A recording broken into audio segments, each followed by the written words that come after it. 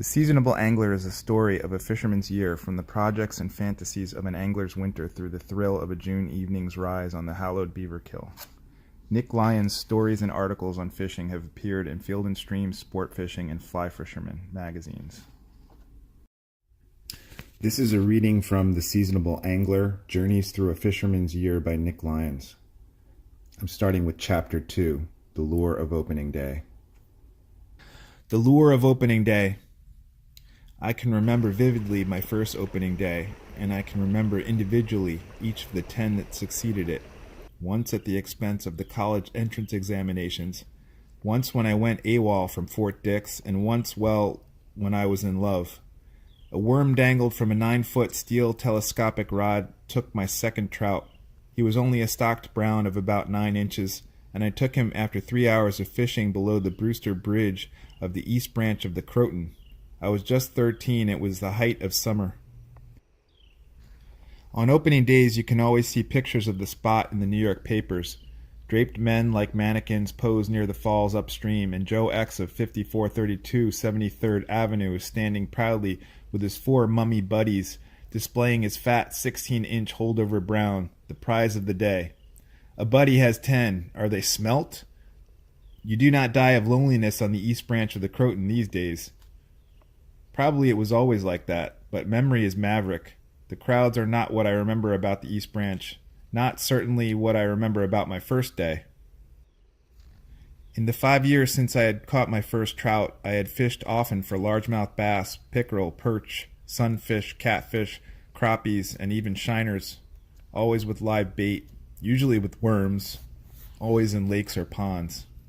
Once when my mother tried to interest me in horseback riding, I paused at a creek along the trail, dismounted, and spent an hour fishing with a pocket rig I always carried. It could not have been the 9-inch hollow and gray-bellied brown that intrigued me all that winter. Perhaps it was the moving water of the stream, the heightened complexity of this kind of fishing. Perhaps it was the great mystery of moving water. What does Hesse's Siddhartha see in the river? He saw that the water continually flowed, and yet it was always there. It was always the same, and yet every moment it was new. He saw, I suppose, men and ages and civilizations and the natural processes.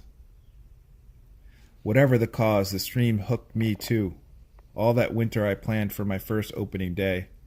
There were periodic trips to the tackle stores on Nassau Street near my father's office, interminable lists of necessary equipment, constant and thorough study of all the outdoor magazines, which I would pounce on the day they reached the stands.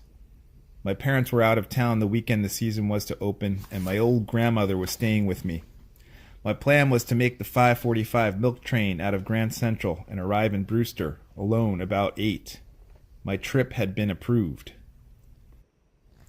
I arose, scarcely having slept, at 2:30 by the alarm and went directly to the cellar, where all my gear had been carefully laid out, for a full 10 days. I had my steel fly rod neatly tied in its canvas case, 150 worms, so that I would not be caught short, 75 number 10 eagle claw hooks, for the same reason, 2 jackknives in case I lost one, an extra spool of level fly line, 2 sweaters to go with the sweatshirt, sweater, and woolen shirt I already wore under my mackinaw, a rain cape, 4 cans of Heinz pork and beans, a whole box of kitchen matches in a rubber bag. One of the sporting magazines had recommended this. A small frying pan, a large frying pan, a spoon, 3 forks, 3 extra pairs of woolen socks, 2 pairs of underwear, 3 extra t-shirts, an article from one of the magazines on early season angling, which I had plucked from my burgeoning files, 2 tin cups, a bottle of Coca-Cola, a pair of corduroy trousers, a stringer, about 1.5 pounds of split shot, 7 hand-tied leaders, my bait casting reel, my fly reel, and 9 slices of rye bread. Since I had brought them down to the cellar several days earlier, the rye bread was stale. All of this went, as I knew it would, since I had packed 4 times for practice, into my upper pack. To it I attached a slightly smaller lower pack into which I had already put my hip boots, 2 cans of sterno, 2 pairs of shoes, and a gigantic thermos of hot chocolate, by then cold. Once the 2 packs were fastened tightly, I tied my rod across the top so that my hands would be free, flopped my felt hat down hard on my head, and began to mount my cross. Unfortunately, my arms could not bend sufficiently beneath the mackinaw, the sweater, the woolen shirt, and the sweatshirt. I had not planned on this, and I could not get my left arm through the arm strap. My old grandmother had risen to see me off with a good hot breakfast, and hearing me moan and struggle, came down to help. She was of enormous help. She got behind me, right down on the floor on my instructions, in the dimly lit basement at 3 a.m, and pushed up. I pushed down.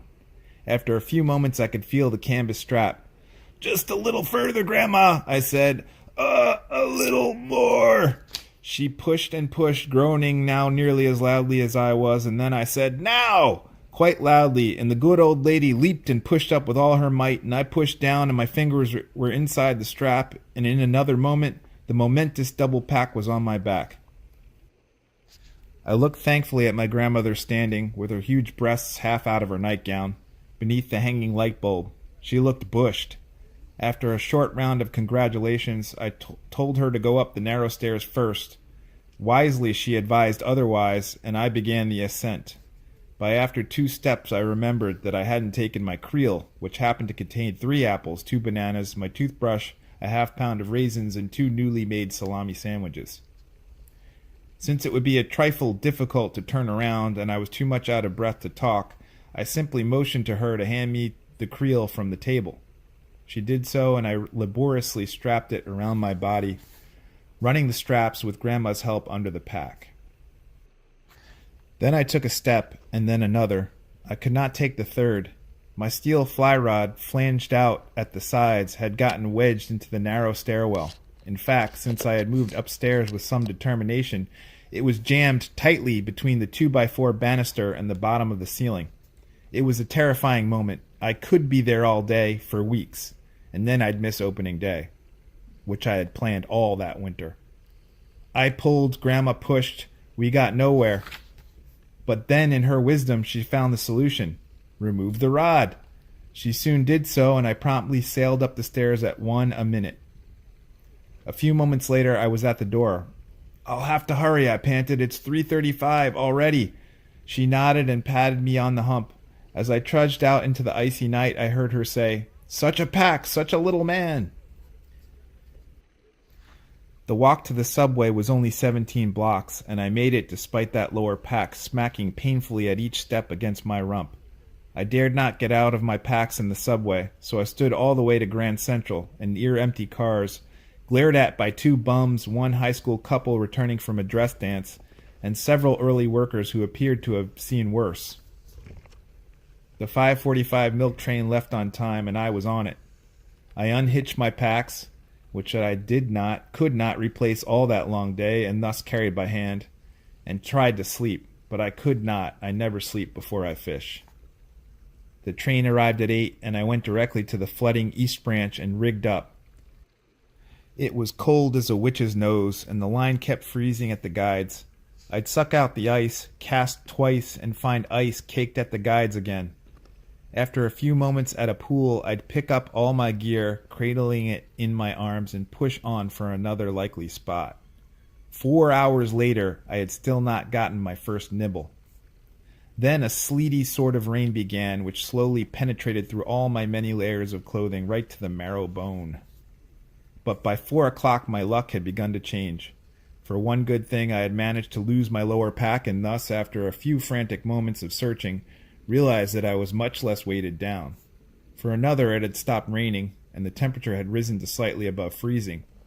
And finally, I had reached a little feeder creek, and had begun to catch fish steadily. 1, then another, and then 2 more in quick succession. They weren't trout, but a plump greenish fish that I could not identify. They certainly weren't yellow perch, or the grayish largemouth bass that I had caught. But they were about 12 to 14 inches long, and gave quite an account of themselves after they took my nightcrawler and the red and white bobber bounced under water. They stripped line from my fly reel, jumped 2 or 3 times, and would not be brought to net without an impressive struggle. Could they be green perch? Whatever they were, I was quite pleased with myself, and had strung 4 of them onto my stringer, and just lofted out another nightcrawler, when a genial man with green trousers and short green jacket approached. "How you doing there, son?" he asked. "Very well," I said, without turning around. I didn't want to miss that bobber going under. "Trout?" "Nope. Not sure what they are. Are there green perch in this stream?" "Green perch?" Just then the bobber went under abruptly, and I struck back and was into another fine fish. I played him with particular care for my audience, and in a few moments brought him belly up to the net. The gentleman in back of me had stepped close. "Better release him right in the water, son. Won't hurt him that way." "I guess I'll keep this one too," I said, raising the fish high in the net. It was a beautiful fish, all shining green and fat and still flopping in the black meshes of the net. I was thrilled, especially since I had an audience. "Better return him now, son," the man said, a bit more firmly. "Bass season doesn't start until July 1st. "Bass?" "Yep. You got a nice smallmouth bass there. They come up this creek every spring to spawn. Did you say you caught some more?" I knew that bass season didn't start until July. Anybody with half a brain knew that. So when the man in green said it was a bass, I disengaged the hook quickly and slipped the fish carefully back into the water. "I'm a warden, son," the man said. "Did you say you caught some more of those bass?" "Yes," I said, beginning to shake. It was still very cold and the sun had begun to drop. "4. "Kill them?" he asked sternly. "They're on my stringer," I said, and proceeded to walk the few yards upstream to where the 4 fish, threaded through the gills, were fanning the cold water slowly. "Certainly hope those fish aren't dead," said the warden. I did not take the stringer out of the icy water, but with all the grace and sensitivity I could possibly muster, and with shaking hands, began to slip the fish off and into the current. The first floated out and immediately began to swim off slowly. So did the other 2, each a bit more slowly. The 4th had been on the stringer for about 15 minutes. I had my doubts. Carefully, I slipped the cord through his gills and pushed him out too. He floated downstream, belly up, for a few moments. Murmured the warden. "His tail moved, I'm sure it did," I said. "I don't think this one's going to make it." Together we walked downstream, following the fish intently. Every now and then it would turn ever so slowly, fan its tail, and flop belly back up again. There was no hope. Down the current it floated, feeble, mangled by an outright poacher, a near goner. When it reached the end of the feeder creek and was about to enter the main water, it swirled listlessly in a small eddy, tangled in the reeds, and was absolutely still for a long moment. Absolutely still.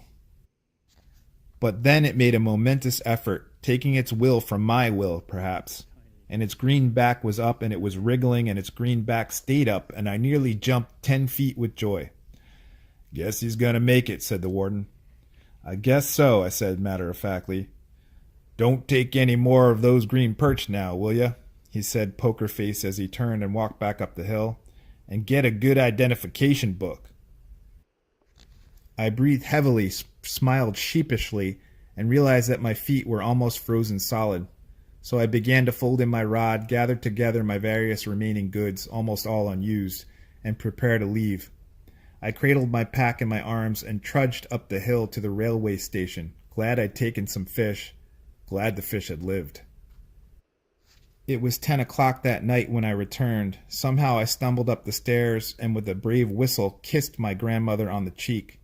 She did not look like she would survive the shock of me. Then without a word I collapsed. Though I had a 104 fever the next day and I missed a full week of school, my first opening day had scarcely been a failure. I had seen a few trout caught and marked where and how they had been caught. In particular, I had seen a new kind of rod and reel, the spinning outfit, which could do everything I had wanted to do with my fly rod but could not. I had seen it take trout on a small spinner 50 feet across stream from beneath an upturned tree stump, a fine 14-inch brown that slashed across and downstream furiously. With the trees coming directly to the water's edge, I had simply not known how to fish that fishy section with a fly rod. I had been confined, so far as I could tell, to the pools and the runs along my own bank.